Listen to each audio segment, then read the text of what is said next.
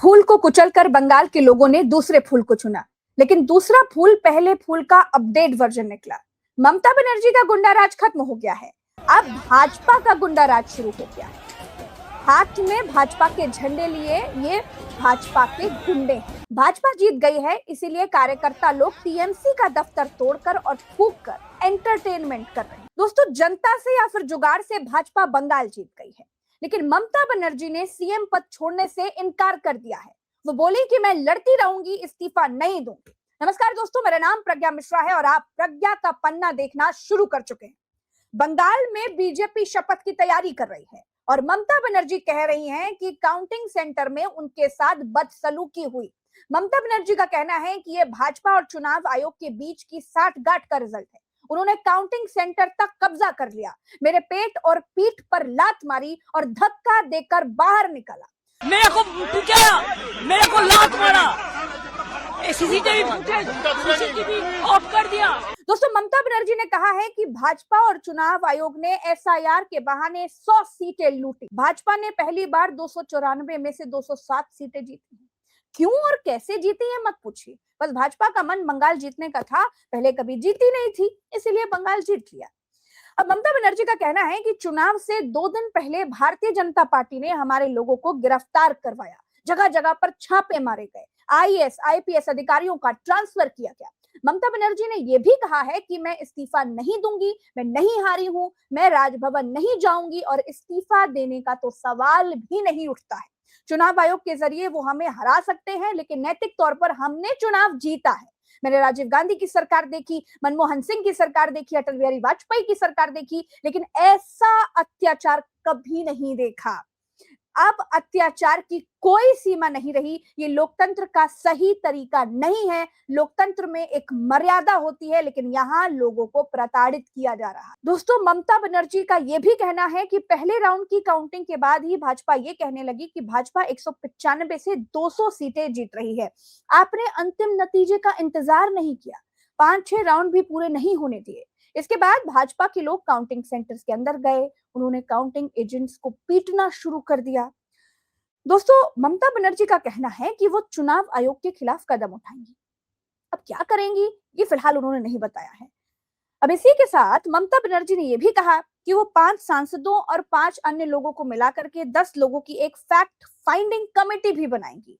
अब इधर टीएमसी से चुनाव लड़ चुकी मधुपर्णा ठाकुर का कहना है कि गलत हुआ है, ईवीएम हैक हुई है। मुस्लिम बूथ में लॉस है, ऐसे कैसे हो सकता है? इसका जवाब बहुत गलत चीज़ हुआ है। मुझे लग रहा है ये ईवीएम हैक हुआ है। लिटरली हम ये चीज़ पे रिलाई नहीं करते हैं, तो इसका हम बाद में जाके स्टेप लेने वाले हैं। जिस वे में बीजेपी हर एक पॉइंट पे, मतलब जहाँ पे मुस्लिम वोट बूथ है वहाँ पे हम लॉस जा रहे हैं, टीएमसी लॉस जा रहा है। ये कभी पॉसिबल नहीं होता हिस्ट्री में। देखिए, ममता बनर्जी ने तो इस्तीफा देने से मना कर दिया है। उन्होंने कहा है कि वो इस्तीफा नहीं देंगी और वो लड़ती रहेंगी। और उन्होंने राहुल गांधी, अखिलेश यादव, सोनिया गांधी, तेजस्वी यादव, हेमंत सोरेन और अरविंद केजरीवाल को धन्यवाद भी दिया है। ममता बनर्जी ने कहा है कि सभी नेताओं ने मुझे फोन किया और एकजुट रहने का वादा। अब ममता बनर्जी का कहना है कि वो इंडिया अलायंस को मजबूत करेंगी। ममता बनर्जी ने कहा है कि मेरा लक्ष्य बहुत साफ है, मैं इंडिया गठबंधन को मजबूत करूंगी। अब मैं आजाद पंछी हूं, शेर की तरह लड़ूंगी, गठबंधन को मजबूत करूंगी। दोस्तों, सवाल ये नहीं है कि ममता बनर्जी के साथ बेईमानी हुई है, बेईमानी तो अब न्यू नॉर्मल हो चुका है। लेकिन एक बात जो होनी चाहिए वो ये है कि चुनाव आयोग को जिस किसी ने भी एसआईआर का आइडिया दिया है, वो राजनीति में 70 तोपों की सलामी डिजर्व करता है। बेईमानी करने के लिए भी बुद्धि चाहिए होती है, बुद्धू बेईमानी नहीं कर सकता। भाजपा जब तक चुनाव लड़ने पहुंचती है तब तक चुनाव आयोग आधा रिजल्ट डिसाइड कर चुका होता है। चलिए अब मेन सवाल की बात करते हैं। अब मेन सवाल यह है कि अगर ममता बनर्जी इस्तीफा नहीं दूंगी तब क्या होगा? क्या बीजेपी को सरकार बनाने में मुश्किल होगी? नहीं होगी, बिल्कुल नहीं होगी। इस्तीफा तो ट्रम्प भी नहीं दे रहा था। जो चुनाव जीत सकता है वो इस्तीफा भी तो ले सकते हैं। 9 मई को बंगाल में नई सरकार का शपथ ग्रहण होना है। बीजेपी ने अमित शाह को पर्यवेक्षक बनाया है। अगर ममता बनर्जी तय वक्त में इस्तीफा नहीं देती हैं तो राज्यपाल उनकी सरकार को बर्खास्त कर देंगे। संविधान में राज्यपाल को ये अधिकार होते हैं कि वो ऐसी स्थिति में विधानसभा भंग करके बहुमत के आधार पर दूसरे दल को सरकार बनाने के लिए न्योता दे दे। संविधान के अनुच्छेद 164 के तहत मुख्यमंत्री की नियुक्ति होती है।